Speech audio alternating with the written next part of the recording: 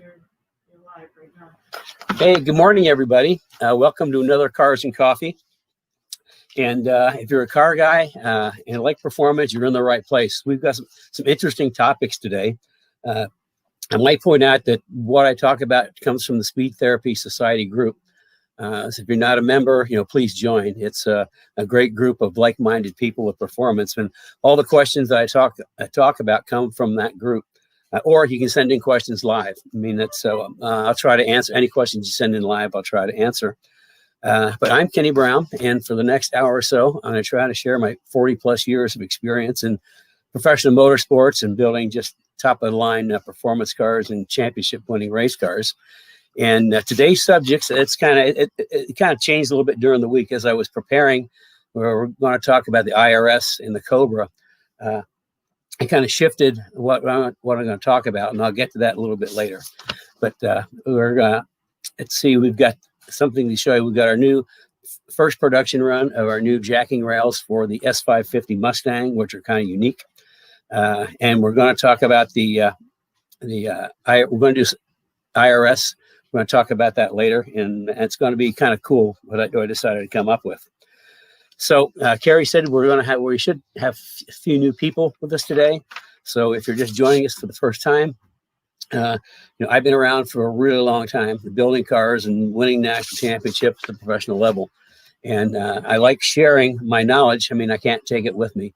So I like sharing my knowledge, and we have Cars and Coffee on Saturday mornings. And then we've got the Speed Therapy Society, which is like-minded people. And anything that I talk about that we post is posted into the Speed Therapy Society under the resource section. And then we also have the Speed Therapy Academy, which is turning out to be a really cool deal too. So that's, everybody knows my notes. Carrie gives me my notes, and I'd be lost without them. And I always screw it up anyway. So at least I have something to work from. Let's see, going through it. Okay, Cars and Coffee. Oh, every week at 10 a.m. Eastern, and on Facebook Live, and then also on Kenny Brown YouTube channel.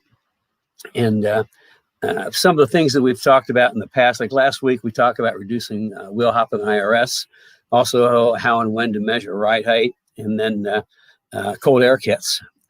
This week, flip the page. We're going to start with this. It's kind of cool the way this worked out, because two questions came from the society, and I kind of come combining them into both, and they're going to feed into the whole IRS story. But I think I forgot this week's art from let's see, this week's artwork from my collection of motorsports art is called Formation Finish Le Mans 1966. It's another piece by Nicholas Watts. I've got quite a few of his works, and it's pretty cool. Even though Le Mans was just a few weeks back, it's one of my great pictures. So the picture for the month is Formation Finish, and that's what they did in '66. They got all the GT40s lined up for the end. So that's kind of a cool picture. Okay. And there's me, and there's my trusty toolbox of 40 plus years. It's been to, I think, every major racetrack in North America. So getting to the questions for this week, Jim Hull asked, what's faster, a Kenny Brown CSR OT Cobra or a Kenny Brown GT4 RS? Well, the short answer is the RS, but we're going to get to why. And then Jeff answered a question that kind of feeds right into it. He said, which is heavier, the SN95 Cobra or the S197 Mustang? So I started on a path with that. And I put together kind of a quick chart, and Carrie will share it with us in a minute. But what I did is I went through SN95, 197, and 550s and put the models, the weight, and the power to come up with a power to weight ratio. And I can't testify this is all 100% accurate information. I got it from different sources, but it should be close. The weight and horsepower should be close. And if Carrie, you can pop that up. We'll Okay, Carrie says keep talking. She's not ready to pop it up yet. anyway, going down. So first, what was the CSR OT? The CSR OT was a car I built back in 2003 for Jeff Victor Ford in Wakanda, Illinois. So he could run at Audubon. And it was a 2003 Cobra 2003 Cobra supercharged, and we turned it into a CSR OT. And that was going to be the subject, because what I did back then, I wrote a whole great big article on builder's notes on how and why I built the car and everything that went into it and why it worked so well. But as I was putting this together, I thought, that's not the fastest IRS Cobra that it did. The fastest one was Kermie, my 2001 SEMA car. It was brilliantly fast and just amazing to drive. And we'll get to that in a second if Carrie can come up with a sharing. More technical difficulties. Okay, I'll run down the numbers. And on power to weight, what you're looking for, the lower the power to weight, the quicker the car, because the lower the number. The number is how much weight 1 horsepower has to push. So if it's a low number, the car is going to be quicker. So just going down the SN95s, the 2001 SVT Cobra, weight 3430, 320 horsepower. So it's got a power to weight of about 10.7. Now the CSR OT that we built, that was 3665 pounds. And 390 horse, which is a power to weight of 9.4. We also threw in there Cobra R's, because we did a lot of Cobra R's, and I saw Joe here this morning. He had one of them. At the end of one season, I can't remember which one it was, but after the last driving event at Putnam, we had 5 Cobra R's, 2000 Cobra R's in our shop, all to be upgraded with all my suspension stuff. And they were just amazing cars when I got done. And like I say, I saw Joe here. He had one of those, and he wished he had it back. So the Cobra R was 3589, 385 horsepower, power to weight 9.3. Now Kermie, you got it? Ta-da!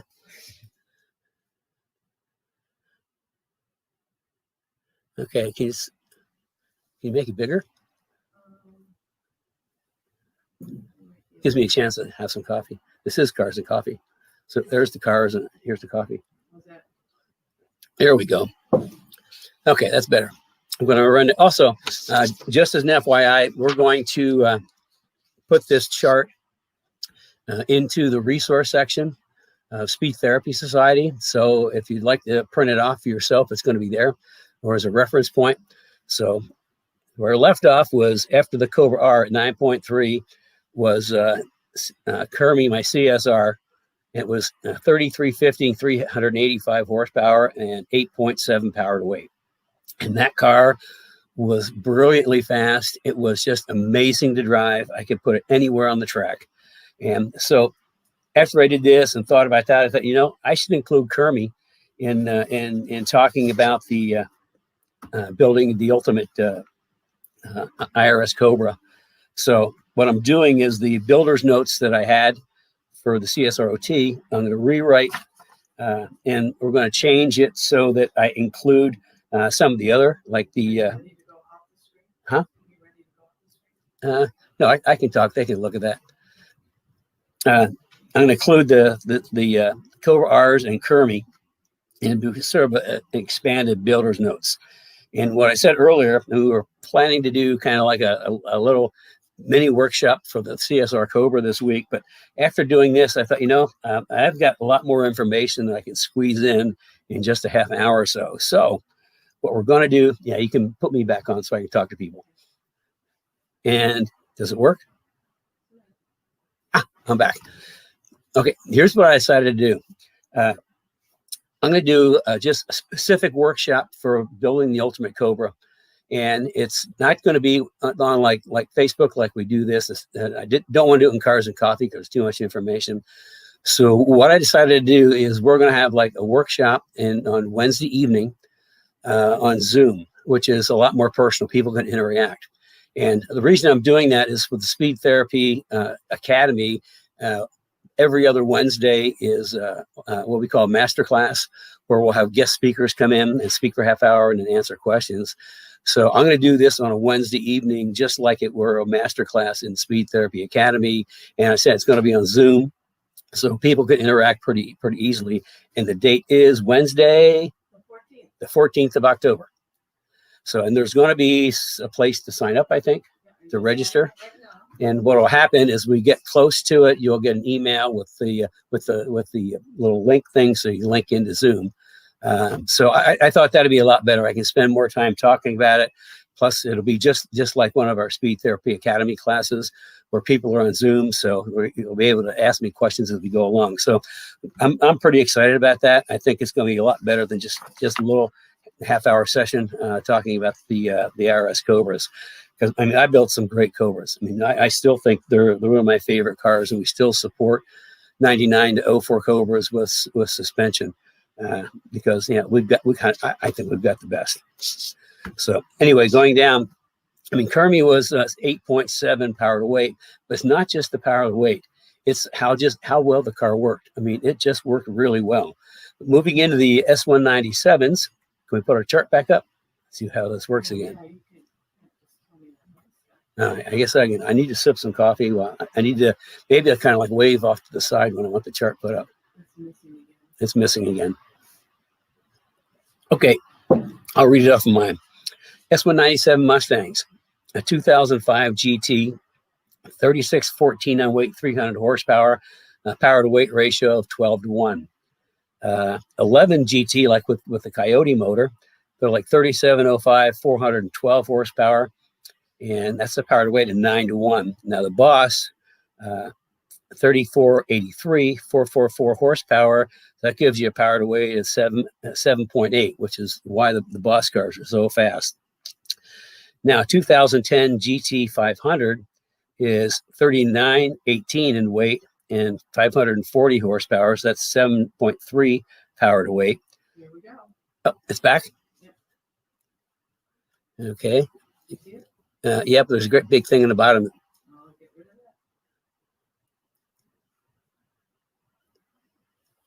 that. Okay. It's just blinking back and forth. Time to sip coffee. Everybody take a sip of coffee. Oh, Carrie. Why don't you just drop it off? I'm trying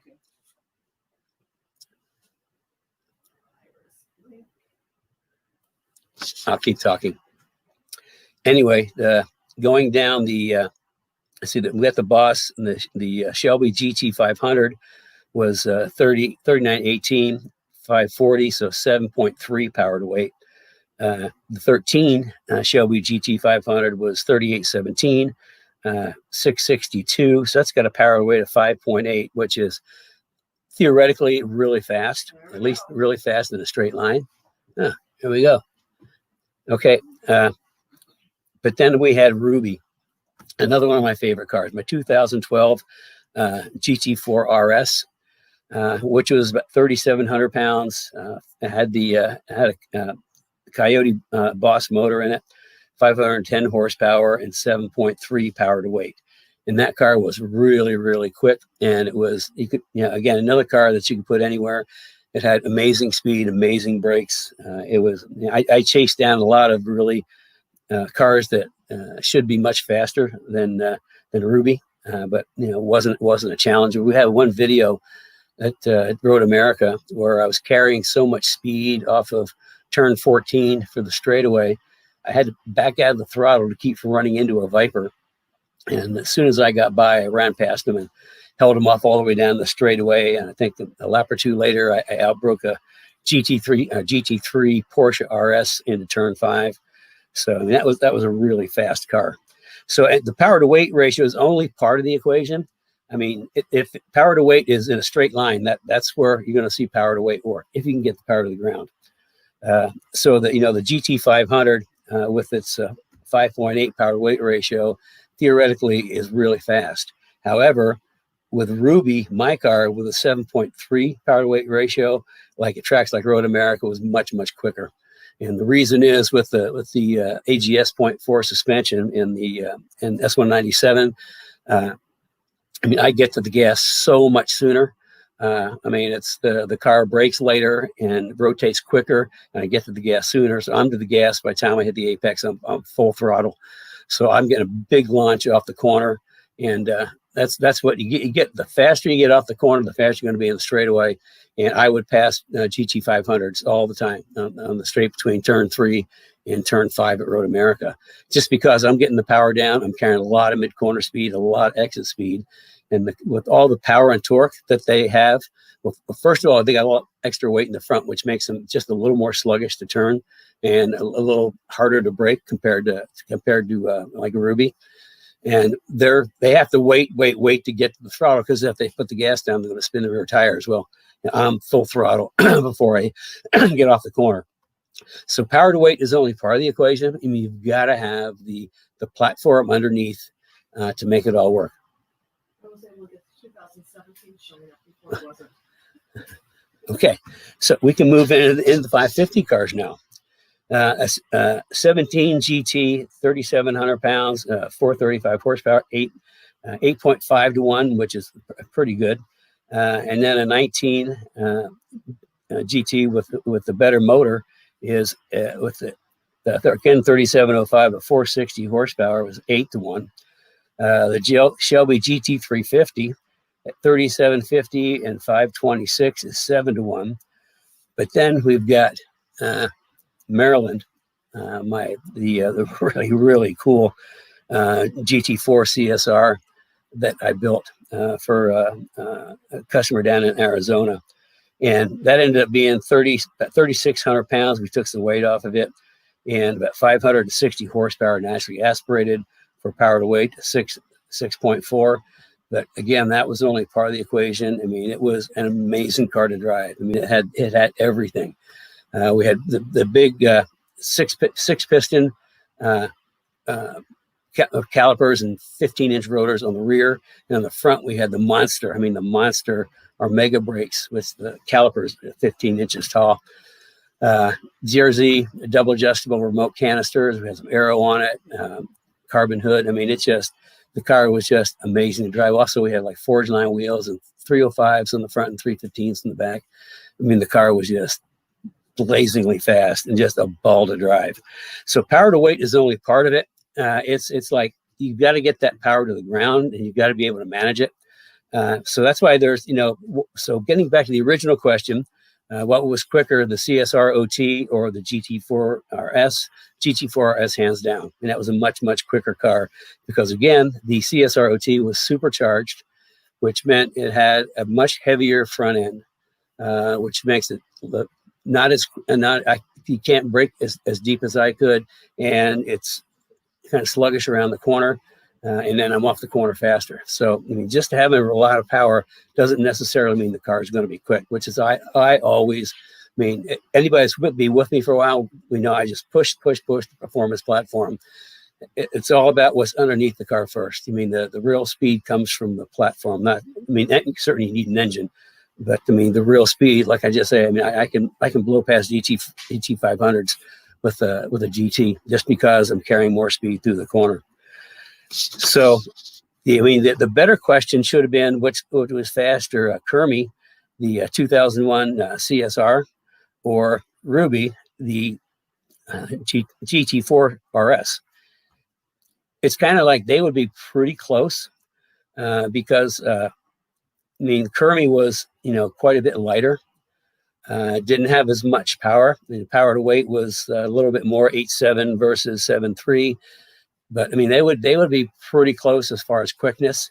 I think overall, especially on bigger tracks, Ruby with the Coyote motor, would kind of rule the day, even though it had a live axle. But again, our live axle cars work really, really well. We've got for those that haven't been with us, there's only 3 pieces to my S197 suspension: the rear grip kit, front grip kit, and the springs and shocks. And they work really, really well. So that kind of answers 2 questions at once. And again, this will be on the in Speed Therapy Society in the resources, so that you can, if you want, you can reference it or print it off if you want. Here's another one of my notes, because least he's not waving at me this time. Okay. If you're just joining us, I'm Kenny Brown. This is Cars and Coffee, and we're spending about an hour here answering your questions and talking about things you want to know about, and sharing my super vast experience for the last 40 years of professional motorsports and building really cool cars. And also send your questions in. I mean, I'm more than happy to answer questions live as they come in. I don't know if we've got any questions in yet. So we'll get to them in just a minute. I think what I want to do is we'll go through. I'm going to just kind of see. I have to look at my notes. Everybody knows that it's been with me for a while. I'm just going to kind of give just a brief coffee time. Oh, we have a new product. We just did the first production run of jacking rails for the S550 cars, 17 and newer. And it took us a while because there's kind of you're looking underneath the car, putting in a jacking rail in. Now with all the previous cars, we've got a jacking rail for the Gen 1 Mustangs, Fox, SN95, and S197. All those cars, we've got horizontal and vertical surfaces that we can use to mount the jacking rails, which makes it really easy. Under the 550, no such thing exists. In fact, though, the one place that makes the most sense that you can use a bolt-in jacking rail is at a 5-degree angle. So if you just bolt like a square piece of tube in there, it's going to be at an angle and not flush on the bottom. Now, a lot of people out there they're either doing that where they just bolt at an angle, or some are doing tube and then welding just a flat piece on an angle at the end. And I didn't like any of that. So we kind of put our heads together, and what we came up with is rather than like steel tube, we have a fabricated jacking rail. And fabricated, what I mean is we take we cut a big sheet of metal, we cut the pieces and we form them. And what we end up with, can you see that? Here we go, is we build in the 5-degree angle right into the top. So it's going to sit flush on the bottom. So yeah, it's completely different from anybody else. So like I say, it's fabricated. Start with a great big sheet of steel, laser cut it, and then form it. And then here it is. I kind of like, this is kind of what it looks like. I can't get it all in one shot. Right into the wall. Turn it this way.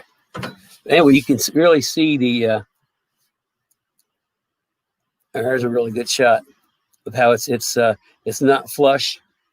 It's a trapezoid, and we're pretty happy with it.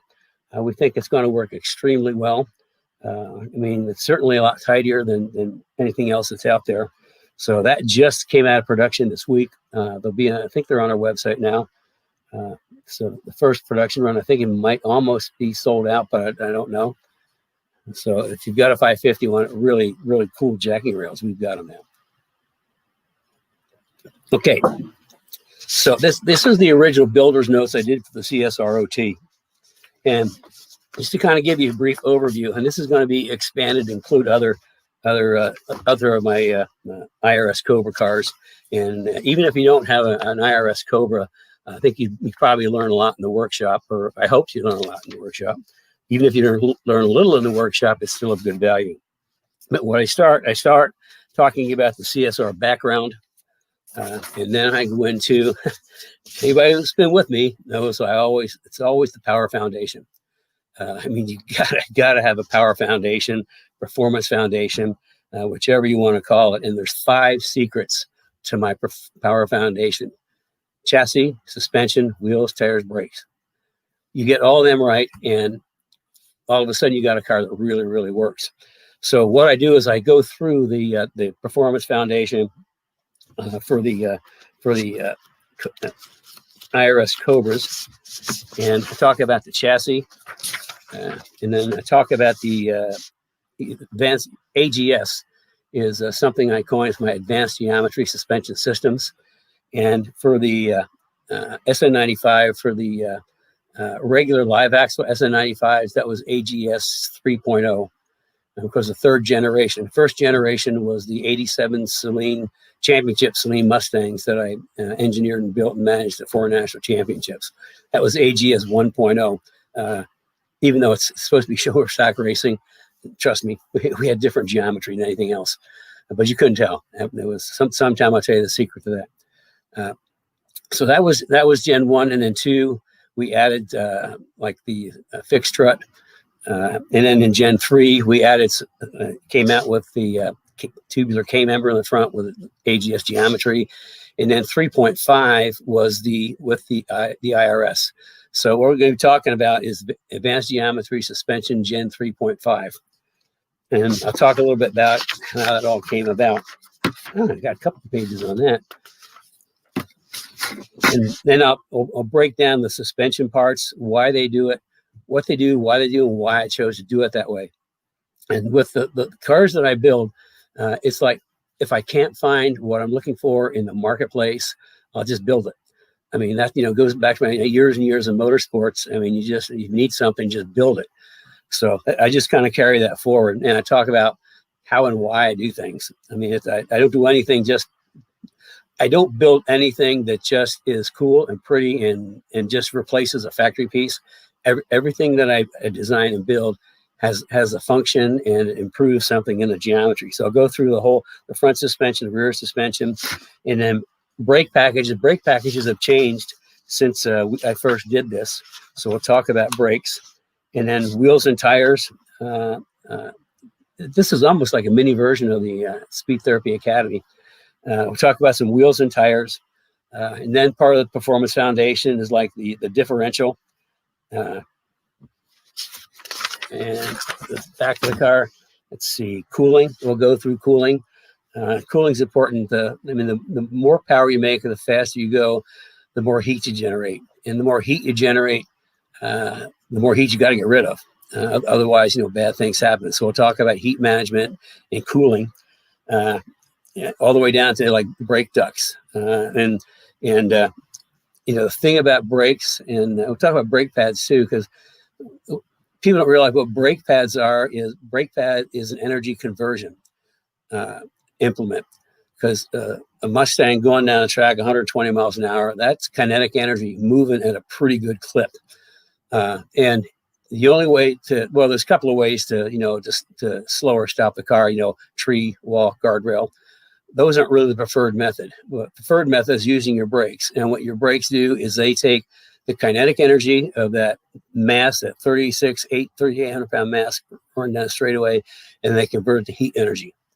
And that's why brake pads are so important. You got to be able to get the right pads. And we'll talk about that. We'll talk about cooling.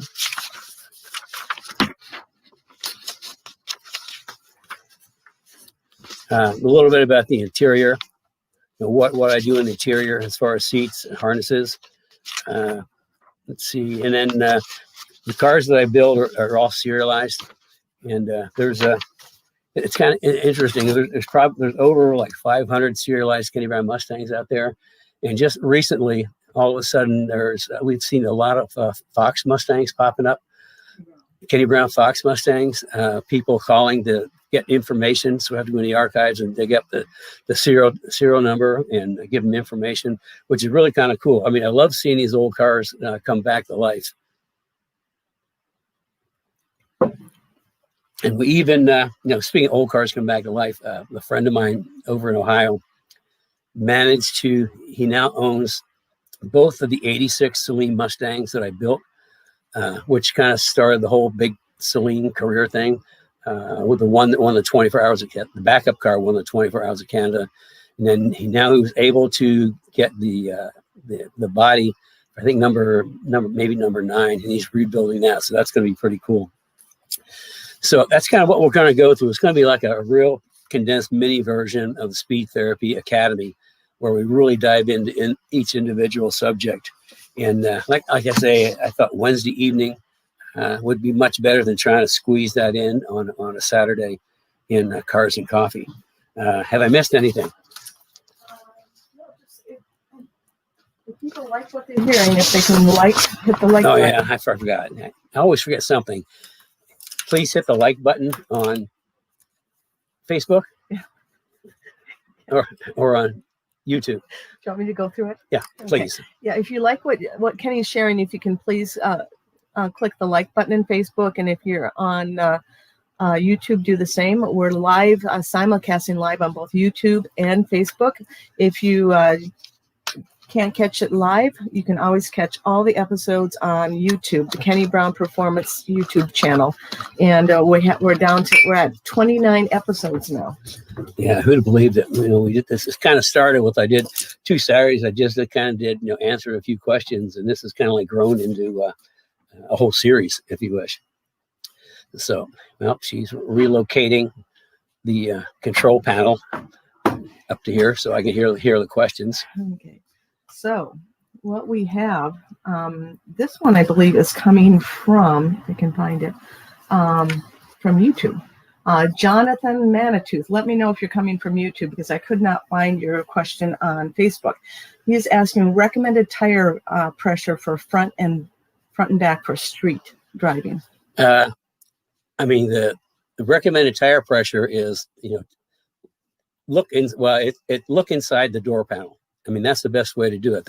You look inside the door panel, it's going to give you the recommended tire pressures for the street. Certainly tire pressures for the track are a lot different. Yeah, I mean, that's the best way to do it because every manufacturer is going to have different recommended tire pressures. And then if you really want to get technical and really get them tiled in, there's an article I wrote a few years back that's still pretty popular in Turnology on the tire temperatures, taking tire temperatures for the track. And you can actually even do that for the street. I mean, you can run around on the street and then do a quick tire temperature check, and you can tell how your pressures are, if they're good or bad. So we'll put up the link to the tire temperature. Yeah, and it's also in the Speed Therapy Society. So join the Speed Therapy Society Facebook page. Yeah, Speed Therapy Society Facebook page. It's actually a group. I'm the car guy. Okay, can you tell that? Okay, ready for your next one? Yep. Jim Flattery with a non-vented hood. Will removing the hood insulation help with engine cooling? He has a GT 500, I believe. Yeah, well, removing the insulation help with engine cooling. I would say probably not. What it would do is it put more heat into the hood. Maybe that would help with the cooling, but the hood will get pretty hot. You really need to have a vetted hood. What kind of car is it? GT 500. GT Jim. No, yeah. What year is it? I think it's 13, 14, something like 12. It's after 10. Okay, I think all the GT 500s have some little vents in them. My recommendation is make them bigger. Make sure they're open and make the vents bigger. If you don't want to invest in a vented fiberglass or carbon hood, but taking the insulation off, it's a tough question because the thermal qualities are going to migrate into the hood. The hood will get hotter, so I guess in some sense, it would help with the temperature, but not in a big way. Hood vents are the only real solution. We have some hood vents if you need them, I think. We have some hood vents? Yeah, I think so. Okay, well, if you say we don't, then we don't. Well, I mean, are you talking about like the vents we put on George's car? Yeah. Okay, yeah, okay. Now I know what you're talking about. We have access to some carbon vents. They're pretty nice when we can get them. I mean, there are certain times of year we can't get them because they're so popular. But what we did on George's 2001 Cobra, that's a CSR. It's a wicked fast car. He had a the GT 500 hood with had the two little swoops in it. What we did is we cut those out and we put the fiberglass or the carbon vents in there and turned it into a vented hood, which is really cool. That car's for sale, by the way. If anybody wants an amazing SN95 Cobra, this is it. And it's a Kenny Brown serialized. It went through two. We built it in maybe 04 or 05, and then we went through it again in 10. He put big motor in it. I mean, it's like a 5.0 or 5.2, all the good stuff, supercharged, like 700 horsepower, and it's got full suspension, aero. I mean, I would say he's got well over $90,000 invested in the car, and he wants me to build him a new S550 track car, because he decided that he's to the point where he doesn't want a trailer anymore. He just wants to drive the track and drive back. But the problem is, his wife said if he brings another Mustang home without getting rid of one of the cars he has, he will be sleeping in it. So we're trying to help him sell it. It's he's asking like 35 grand for it. The engine almost cost that much. So if anybody knows anybody would be interested in a really, really, really nice 2001, brilliantly fast Kenny Brown Cobra, let us know. We'll get some information to you. Maybe we can just put some information in society. Yeah, we can do that. We can do that. Yeah, because it's a cool car. Okay. Okay, ready? Also, you can see the hood vents that I'm talking about. Yeah. Okay, Wendy, power to weight is great for drag racing and straight acceleration. What about weight for cornering and braking? Is that a big subject? Yeah, that's good. Weight for cornering and braking. Okay, weight. In a race car or a track car, weight is your enemy. The more weight you have, the more energy it takes to push that weight. You've only got so much energy. The more weight you get, the slower you're going to be. So weight is really important in two specific areas. First is braking. Let's say S197, like a Boss Mustang versus a GT500. Because there's so much extra, you look at the weight of the cars, there's so much extra front weight in the GT500 versus the Boss, that when it comes to braking, you got more mass to slow down, and it's going to make the nose dive. Well, we kind of fixed that with our front grip kit. We put a lot of anti-dive in it so it doesn't dive so much, and anti-lift in the back so it doesn't raise up. But even so, with less weight on the nose, the GT is going to brake a lot later. And also, as far as rotating the car, getting around the corner, if both cars had our Gen 4 suspension, the GT would still be quicker in rotation because it doesn't have as much weight on the nose. GT500 would be just a little bit more sluggish to get the rotation around.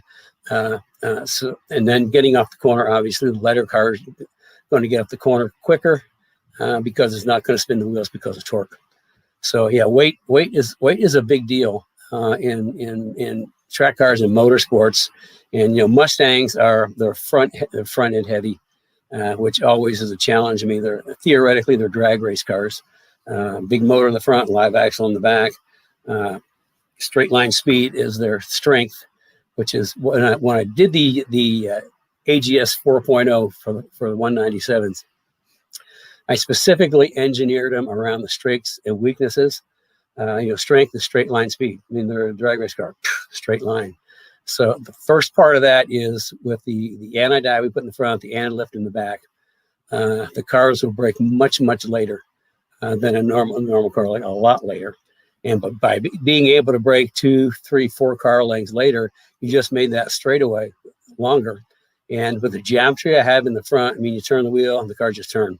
I think Wendy made a comment a couple of weeks back that she's got both front and rear, and it's like her car pivots, which is, you've driven just a stock Mustang around the corner. They don't do that.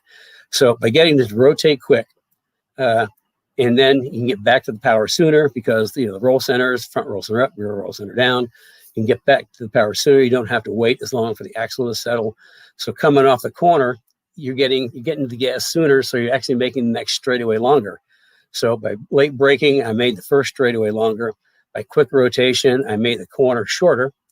And then by getting back to the gas sooner, I made the next straightaway longer. So, I mean, that's the problem with the Mustang. And that's kind of how I approached the geometry for the S197. But weight is a big thing. I mean, you take weight off. That's why like carbon hoods are such a good thing on a Mustang. They not only take weight up, they take weight up high. And weight high is, we think about tipping over, and taking out weight high is a good thing. So. Okay, we have some more power to weight questions. First of all, Dave Robinson shared that he has his 2014 V6, 3,500 pounds, 307 horsepower. It comes out to 11.4. Is that correct? I don't have my calculator. Okay. But yeah, you just divide the horsepower into the weight. Yeah, that's not too bad. And Chris Melitu has a couple of questions. His is, are you calculating the rear horsepower or engine horsepower? That's a good question. So it's engine horsepower. Okay. And just a note for Chris, the patent has been filed. And we're in production. And we're starting to do the first production run. So Chris will know what that means, and you'll all know what it means in a couple of weeks. And then Chris also has a question. So he's calculating his horsepower. And so I think you should explain how to calculate the power to weight ratio. He says, my Shelby's 3,800 with 763. Would that be 5 then? If that divides out? Yeah, you just divide the power into the weight. That's really good. Yeah, well, his car is really, really fast. Yeah. And he's got a full suspension, and he's getting an update in the next month or so. Yeah. So that was his question. So again, if you can explain how you figure the power to weight. Yeah, it's just the horsepower in the weight. Because what you're looking at is how much horsepower does it take to push 1 pound, or how much horsepower is pushing how much weight of the car. Okay, Wendy says to stop teasing her. Stop teasing everybody with your thing. Okay, also Wendy has another question. What is good to take out high? What is good to take out high to reduce weight? What is good to take out to reduce weight on your car? I mean, the hood is one thing. Wood is high and heavy. Mustang hoods are big and they weigh a lot. I mean, that takes maybe 20, 30 pounds up high in the car. Aside from that, I mean, you just have to start, depending if it's a street car or track car, you just have to start looking at, what's above the belt line that you don't need, and you can throw it out. But the hood and the rear deck lid too are both things you can take off weight. But in a Mustang, if you make the rear lighter, you want to make the front lighter, not the rear lighter. So, and then James Donas, sorry about that. I'm still probably butchering your name. James has a question. James is good. Yeah. Adding to Wendy's question about weight, good to move the battery to the rear? Actually, yes. That's a really good question. And that's a subject that will come up in talking about the Cobras. On all our serious track cars, we move the battery to the right rear and low. And the reason for that is when we scale cars, the right rear of the Mustang is always the lightest part of the car. So moving the battery to the back is always a good thing. And then I can't remember what the gauge is, but you want to use the smallest gauge battery cables that there is. And you don't want to run 2 cables. You only want to run the positive cable from the back of the car to the front, and you want the negative to be grounded in the back. And the reason for that is the cable weighs a lot. And I can't remember what the gauges is, but a couple of different sizes. And you don't need a super big one because that's extra weight. So. Okay, if anybody has any other questions, feel free to add them. And let's see, we have, he also has is a Tiger Racing hood carbon or fiberglass? Okay, the Tiger hoods. That's kind of story behind those. The Tiger hoods were actually developed by my late son, Paul.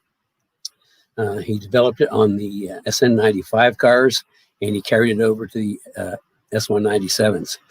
And the story behind that is that Ford Racing was testing, I think it was a Groton, a prototype for the Boss S, the 302 Boss S.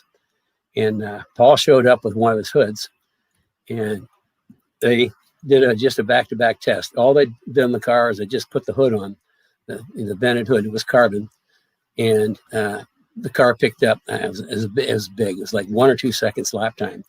And the reason for that, vented hoods do 2 really important things. First of all, they let that heat out the top. If you don't have a vented hood, you get all that heat in the engine compartment, and it's going to go down and out. Because you got it coming through the radiator into the engine compartment. It's hot. It goes down and out. Part of the problem with that is as it goes down, you're actually building pressure under the nose of the car. Now, when you have a vented hood, a lot of that goes goes out the top, which means if it's going out the top, you're reducing pressure on the nose and just makes the car turn better. I mean, you have much better front grip. So that's how the Tiger hood came into be on the Boss S and so popular with everything else. Also, he was very instrumental in the development of the G-Stream wing that I think is out of production now. But that was a great product. So I got lost. What was the original question? We were talking about the Tiger. Is it carbon or fiberglass? Okay, they had both carbon and fiberglass. After he passed away, his wife kind of got weird about the whole Tiger thing, and then she passed away a few years later, and so that whole thing got shut down. But we have some friends that are actually building similar hoods to the Tiger. I mean, it's like not exact, but pretty darn close. So I mean, we can still get them if anybody's interested. But I think they do both carbon and fiberglass. Either one's going to be lighter than the factory hood. Okay, we're going to get back on batteries now. Chris said he changes battery, and his older one is 36 pounds, and this one is 9. Yeah, Chris told me about that. He got like the super duper, super lightweight battery. He went from 36 pounds to 9-pound battery. He didn't tell me how much it cost. I can just imagine what it cost. And it's anti-gravity battery. It's anti-gravity battery. I guess that means it maybe floats on its own in the back of the car. But anyway, I'm sure that just cost a bundle. And Del Hughes said that he went to a small dry cell battery and it only weighs 8 pounds. Chris, you're a pound over. Oh my goodness. Okay. It looks like Del is the weight champion on batteries. Let's see. Yeah, and if you go to a small battery, just be sure it's got enough cold cranking power to start your engine either when it's cold or when it's hot. Sometimes starting engines when they're hot is almost more challenged than starting them when it's cold. Okay, Wendy has an interesting comment on the hoods. She said this past weekend she was at Dominion, and she had a friend in a WRX that had a vented hood, and he said he could actually feel the car generating more downforce. Yeah, and that's it. I mean, just imagine all that air rushing through the radiator. And it's going into the engine compartment. It's kind of getting all bunched up. It's like, okay, what are we doing in here? And they got to sneak at the bottom. Or if they can go in there and just go right at the top. I mean, then you're not building up that pressure on the nose. If you got enough vents, you can almost turn into negative pressure, which holds the nose down. So, yeah, I mean, vented hoods are great. We put them on just about everything. Okay, and we're going to pass a few notes now, and if anybody has any other questions, this is the time to get them out. Otherwise, we are going to talk about the Cobra workshop that's coming up. If you want to, do you want to mention it again, or what? Okay. Or do you want me to? My director, producer, Hammer says I should mention the workshop again. Okay, the workshop, I was going to do kind of like an IRS thing today, but in going through the questions that we got through the society, which I answered earlier, it just made me think that, there's more to it than my original. What I was originally going to do is just go through the builder notes for the CSROT. But I mean, as I said, there's a lot more to it than that. And I wanted to throw in some other cars like Hermie and the 2000 Cobra Rs. And I wanted to do it in a better format than through Facebook on a Saturday morning. So it's going to be, it's called a class for all practical purposes on Wednesday evening, the 14th. Mm-hmm. It's going to be on Zoom. And if you don't know what Zoom is, 6 months ago, I had no idea what Zoom is. Now it's kind of like we can't live without it. So it's going to be on Zoom. So it's going to be more personal. Everybody's going to be involved. So you have to register, and I just put the registration link up. It's also going to be on our website. And if you're a newsletter subscriber, you'll get a newsletter newsletter on it, and of course we'll probably put it out on Facebook and in the Speed Therapy Society. So wherever you go, you'll see it. If you're a Cobra owner, and what happens is you will get an email with a link, the Zoom link that you just kind of click on, and boom, you're in the what they call it, Zoom. It's just a Zoom meeting. Zoom meeting. Zoom room. Zoom room. Yeah. I like that. Yeah. You're in the Zoom room. Yeah. And yeah, I'm going to do a little more. So like I say, it's this Wednesday night is usually where we have master class for every other Wednesday. We have master class in the Speed Therapy Academy. And the next week we're not having a master class. So I guess I'm doing sort of a master class for everybody on the IRS Cobras. And then and also Fox Mustangs with IRS in the back. Yeah. And after he does the Cobra class, we're going to be scheduling an S197 class and an S550 class. So it'll probably maybe one a month, one every 6 weeks. So if you don't own a Cobra and you have an S197 or a S550, stay tuned. Yeah. And in essence, I'm going to go through, just turn the light off. Okay, go ahead. Clumsy feet. What was I talking about? I don't remember, but we're dragging on too long on this. So anyway, so join us. I know what I was talking about. And what I'm doing is I go through the cars, the strengths, the weaknesses, and just how I build a great car. And I'm sure other people have different philosophy. My philosophy I've developed over a lot of years of doing this. And I explain the hows and whys, and the end result is I want a great handling car. Because to me, a car has to really drive. It has to really drive and really feel well. There's nothing that's better, puts a bigger smile on my face than a car that really handles well on track. You can brakes hard, and going around the corner, you really feel the car digging in, feel the G's in your butt. I just love that. So, that's why it's kind of like I build all the cars I build for myself because I love to drive cars. And I explain the whole philosophy and the ins and outs, why I do things. So that, if you like my philosophy, you can follow along and build your own really cool killer car. And I think that is it.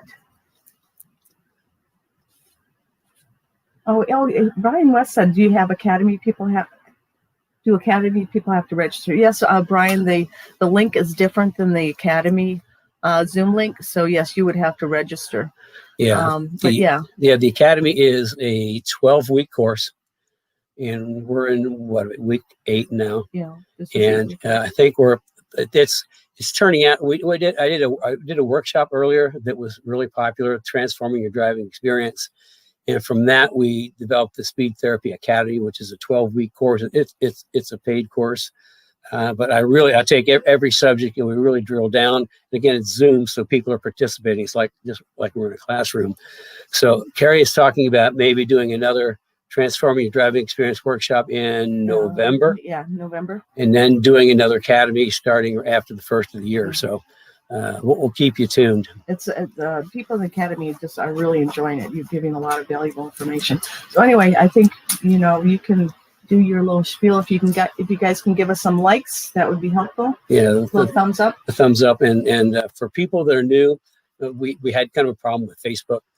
There's supposed to be little wrenches that float up along with the thumbs up, but it seems like they got hot and melted, and they look like a heart. So they're really not a heart. They're kind of like a heart-shaped wrench. So be sure to send up some wrenches for us too. And we'll see. Oh, there they come. Do you see them? No, I can't see them. Oh, okay. Way to go. Okay, cool. So, okay, we're actually going to wrap up on time. Yeah. For a change. I have no idea what we're going to talk about next week. Do you have any ideas? If you have any ideas, what would you like to talk about? Speed therapy, society. Send in your questions. Tell me what you want to learn about, because again, what I talk about, what you guys want to know about. So as of right now, I have no subject for next week. Send me some ideas, and we'll work that in. And that's it.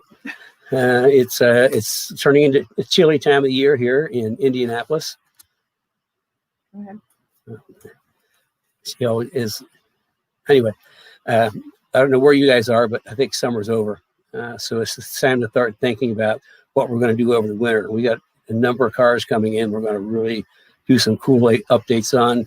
Chris Meltu is one of them. And then Cliff, I don't know if he's here today. Cliff's car's coming in. So we've got some probably in the next month, we're going to have an announcement. I mentioned that I told Chris that the patent's been filed, and he knows what that's all about. But you guys will know in a few weeks when we get a little start into production.